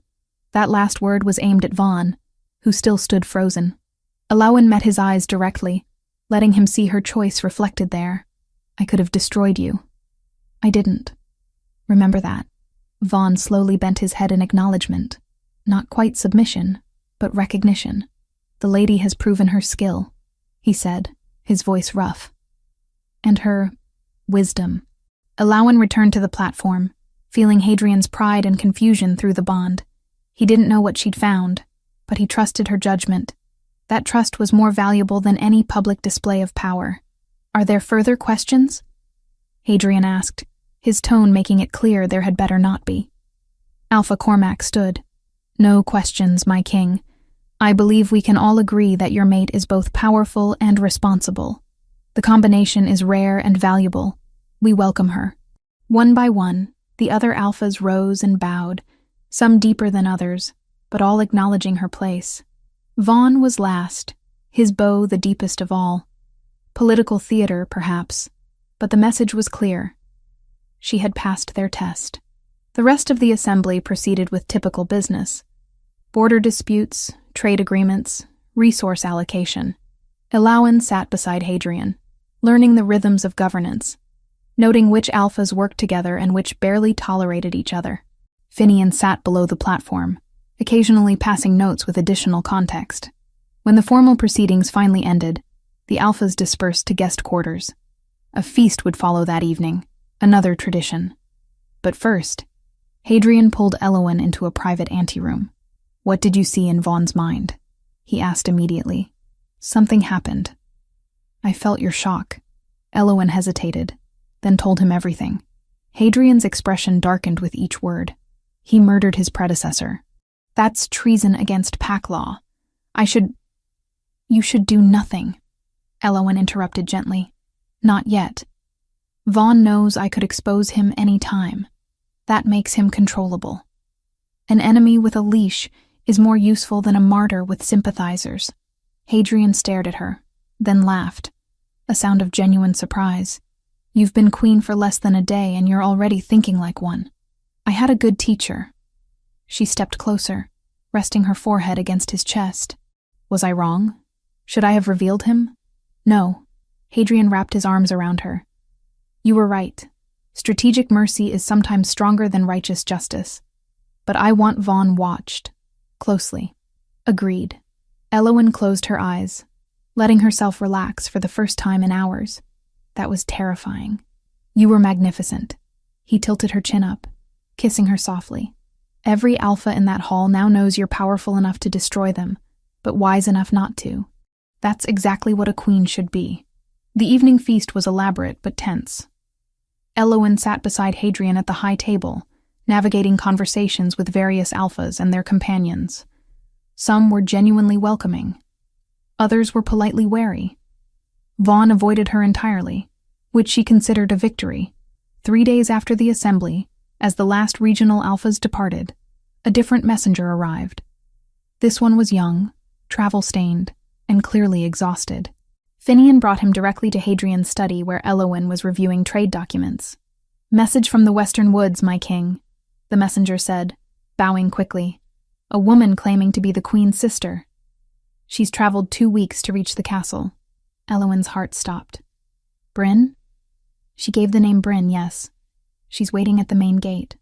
Elowen didn't remember running through the corridors, but suddenly she was in the courtyard, breathing hard, staring at a young woman with darker hair than hers, but the same delicate bone structure.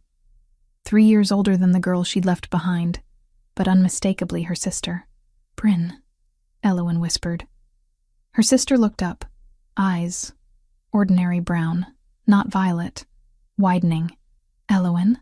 They met in the middle of the courtyard, neither quite sure how to bridge the gap of years and hurt. Finally Bryn spoke, her voice shaking. "I heard you became queen. I had to see if it was true. If you were really here, I'm here." Elowen's voice broke. "I'm so sorry. For what I did. For leaving. For—" "Stop." Bryn held up a hand. "I didn't come for apologies.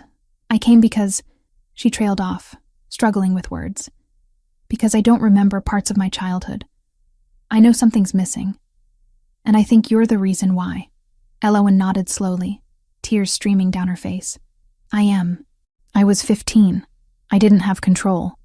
We were fighting and I touched you and you took 2 years from me." Bryn's expression was unreadable, including memories of our mother.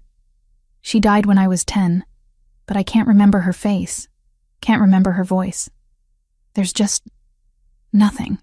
The pain in those words cut deeper than any blade. "I'm sorry," Elowen whispered again, knowing it wasn't enough.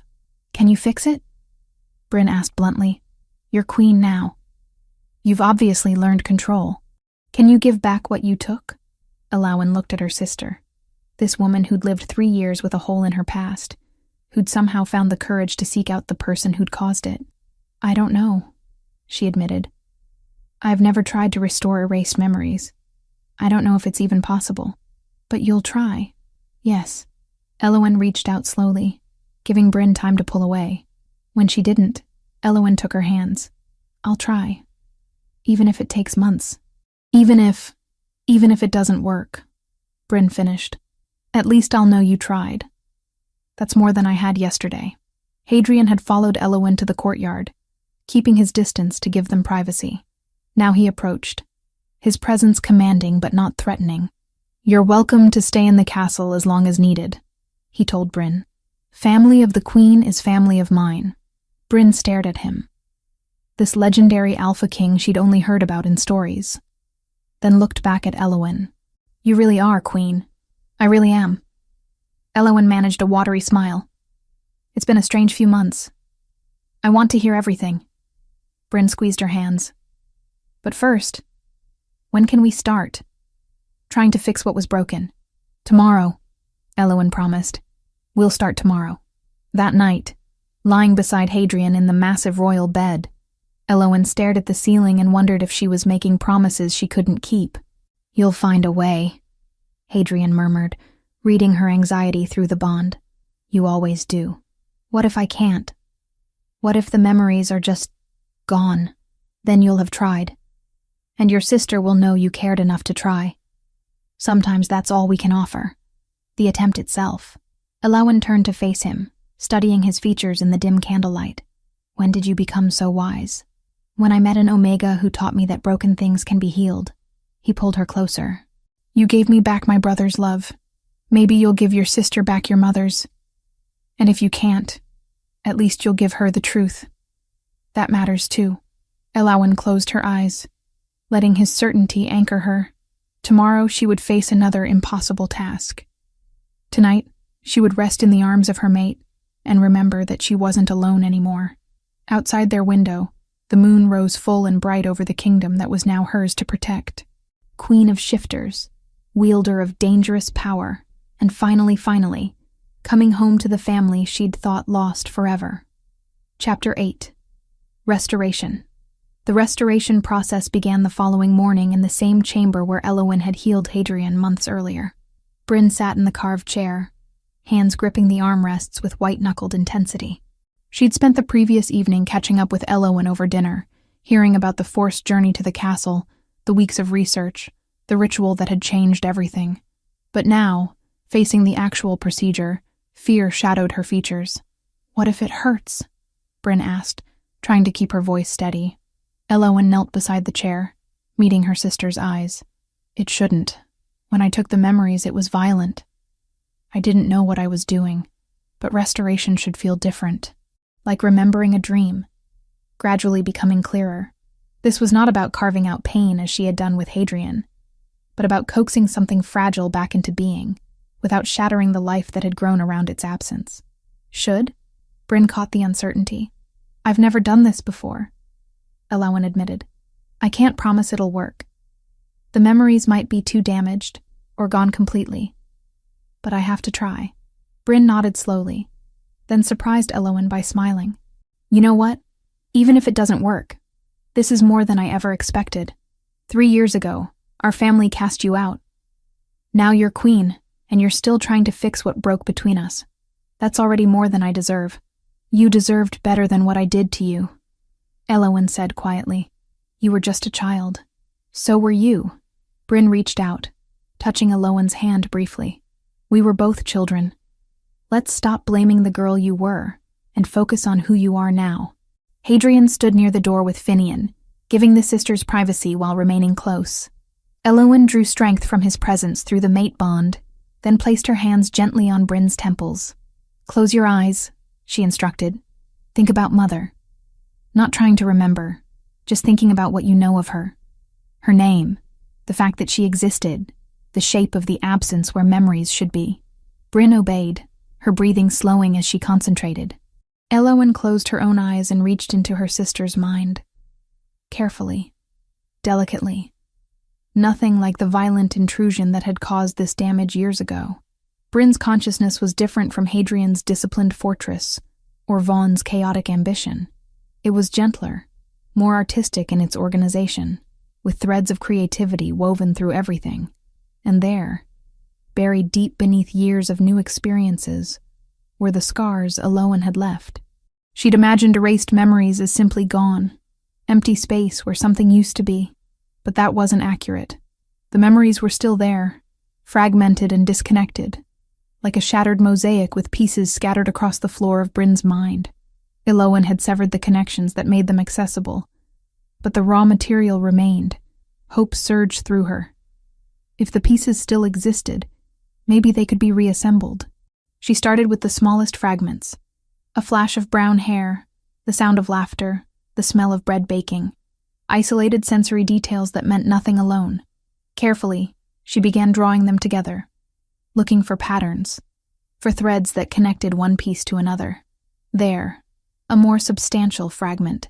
Their mother singing while working in the garden. Voice slightly off-key but warm. Elowen reinforced the neural pathways around it, strengthening connections that time had weakened. The memory solidified, becoming accessible again. Bryn gasped softly. I hear her. She's singing about roses? No, not roses. Lavender. Keep listening. Elowen murmured, not breaking concentration.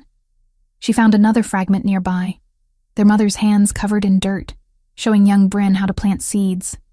Connected it to the first memory. Then another and another, like threading beads on a string. The work was painstaking and exhausting. Each fragment had to be located, assessed for integrity, and carefully reintegrated into the larger tapestry of Bryn's accessible memories. Some pieces were too damaged, the connections too thoroughly severed. Those were lost forever. But others, more than Elowen had dared hope, could be salvaged. She found the memory of their mother's face. Not perfectly clear, slightly blurred at the edges, but recognizable. Found the memory of her final weeks, the illness that had taken her, the whispered goodbye she'd given both daughters. Those memories were painful, but they were precious too. Proof that their mother had loved them until the very end. Hours passed. Sweat dripped down Elowen's face, her muscles trembling with exhaustion. But she couldn't stop. Not yet. There was one more cluster of fragments, tucked away in a protected corner of Bryn's mind. The last conversation between mother and daughter, the night before she died. Elowen almost missed it, hidden so deeply that even Bryn's subconscious had buried it. But when she found it, she understood why. This memory hurt. Their mother, weak and fading, making Bryn promise to forgive Elowen someday. To remember that sisters were forever, and love was stronger than mistakes. Promise me, their mother whispered in the memory. Don't hate her. She'll blame herself more than enough. You be the one who forgives. Young Bryn, only 10 years old, had promised through her tears, then forgotten the promise entirely when Elowen had accidentally erased it 2 years later. Elowen carefully, reverently, restored that final gift from their mother. The connection snapped into place, and suddenly Bryn was sobbing openly, tears streaming down her face. She made me promise, Bryn choked out. I forgot. When you took the memories, I forgot I'd promised to forgive you. Oh gods, Elowen. I broke my promise to her. Elowen released her hold on Bryn's mind and collapsed forward, catching herself on the arms of the chair. You didn't break it, she managed, her voice hoarse with exhaustion. You kept it. You came here. You gave me a chance. That's forgiveness. Bryn pulled Elowen into a fierce embrace, both sisters crying, 3 years of pain and guilt finally bleeding out between them. Hadrian moved forward instinctively, but Finian caught his arm, shaking his head. This moment belonged to them alone. When they finally pulled apart, Bryn cupped Elowen's face in her hands, studying her with eyes that now held recovered memories. I remember Mother's face. I remember how she smelled like lavender and honey. I remember her terrible singing and her amazing bread and the way she'd braid our hair before bed. She laughed through her tears. I remember. Not everything, Elowen warned. Some pieces were too damaged. There are still gaps. But I have enough. Bryn pressed their foreheads together. I have her back. You gave her back to me. How can I ever... You don't owe me anything. Elowen pulled back, meeting her sister's eyes. I took her from you first. I'm so glad I could fix it. At least partly. Hadrian finally approached, offering Elowen a cup of water. She drank gratefully, her hands shaking with exhaustion. The procedure had drained her even more thoroughly than healing Hadrian's trauma. Restoration was apparently harder than removal. "You should rest," he said quietly, concern radiating through the bond. "In a moment." Elowen turned back to Bryn. "Will you stay? In the castle, I mean. Not just for a visit, but—" "Stay?" Bryn hesitated, glancing around the ritual chamber, then at Hadrian. "As what?" "I'm nobody important. Just a girl from the western woods." "You're my sister," Elowen said firmly. "That makes you family to the crown. And I need family. I need someone who knew me before all this." She gestured vaguely at the castle around them. "Someone who can remind me who I was when being queen feels like too much." "I'd like that," Bryn admitted. "I have nothing back home anyway. The pack that cast you out wasn't particularly welcoming to me either after you left. Being the sister of the cursed Omega isn't much better than being the cursed Omega herself." Finian stepped forward, his expression thoughtful. "If I may suggest, the castle has need of someone to work with the young Omegas. We're establishing a sanctuary for those with unusual gifts. They need teachers who understand what it's like to be different, to be feared for something they can't control." Bryn's eyes widened. "You want me to teach? But I don't have any powers." "Exactly," Finian said gently. "You can teach them how to live alongside those who do, how to build relationships despite fear and misunderstanding. That's a skill just as valuable as any gift. Besides," Elowen added with a small smile, "you survived having me as a sister. That qualifies you to handle anything." Bryn laughed. A real laugh, unforced and warm. "When you put it that way, yes, I'll stay." The weeks that followed transformed the castle in subtle ways. Bryn settled into her role with surprising ease, working with Finian to design curriculum for the sanctuary program. The first young Omegas began arriving. Frightened, rejected, uncertain, Bryn welcomed them with the same compassion their mother had once shown both sisters. Elowen watched her sister bloom in this new environment and felt pieces of her own past healing alongside the memories she'd restored. They spent evenings together, sometimes talking, sometimes just existing in comfortable silence, relearning each other, rebuilding what had been broken. News from Riverbend began to arrive in slow, careful waves. Her father's first letter was stiff and formal, full of titles, acknowledgments, and just one unsteady line of regret. He did not beg for forgiveness. Instead, he pledged in precise, ink-dark strokes that no Omega with a gift like hers would ever again be cast out from his territory. Elowen read the words twice before setting the parchment aside. She was not ready to answer him, and perhaps she never would be, but for the first time, the thought of her father no longer felt like an open wound, only a scar she had learned to live around. 3 months after the memory restoration, Elowen woke one morning with unusual nausea. At first she dismissed it as exhaustion from a late night studying trade agreements. But when it continued for 3 days, Saren gave her a knowing look and sent for the castle's healer. The confirmation left Elowen stunned and terrified. Pregnant. She was carrying the heir to the Shifter throne. Hadrian's reaction was immediate and overwhelming. Fierce protectiveness mixed with wonder and fear. "Are you sure?" he asked for the 3rd time, staring at Elowen's still flat stomach as if he could see through to the life growing inside. "The healer was very sure," Elowen said, her own hand resting over her abdomen. "About 6 weeks along. What if the child inherits your power?" The question burst from Hadrian like he'd been holding it back. "What if they can't control it? What if—" "Then we'll teach them." Elowen caught his hands, grounding him. "From the very beginning, before the power even manifests, we'll teach them control and compassion, and the weight of what they can do. They'll never feel cursed or rejected. They'll never be alone with it like I was. You're not afraid?" "I'm terrified," she admitted. "But I'm also hopeful. We have resources I never had. We have Finian's knowledge, the sanctuary program, each other. And if our child has my power or something similar, they'll grow up knowing it's a gift, not a curse. That makes all the difference." Hadrian pulled her close, his hand joining hers over her stomach. "A gift," he repeated quietly. "You really believe that? I didn't used to." Elowen leaned into his embrace. I spent 3 years believing I was cursed, that my power was a punishment. But you showed me it could heal. It could save. It could restore what was broken. She tilted her head back to look at him. If our child inherits any part of that, they'll be remarkable. The announcement of the pregnancy sent ripples of celebration through the kingdom. Finian immediately began gathering every scroll about pregnant Omegas with strong powers. Bryn appointed herself official protector, fussing over Elowen until Hadrian joked they'd need to establish a schedule to share worrying duties. As Elowen's body changed, so did her perspective on everything that had happened. The forced journey to the castle no longer felt like kidnapping, but like fate. The weeks of research and practice no longer felt like imprisonment, but like necessary preparation. Even the terror of the ritual chamber had led to healing. Not just for Hadrian, but for herself.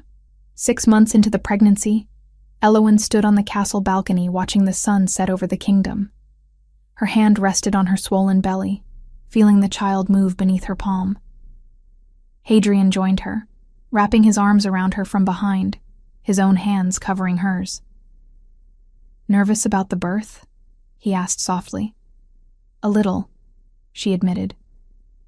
"But mostly I'm thinking about what comes after. The sanctuary has 12 young Omegas now. Bryn is training 3 more instructors. Vaughn has been unexpectedly cooperative since the assembly. Because you hold his secrets," Hadrian reminded her. "Because I chose mercy," Elowen corrected.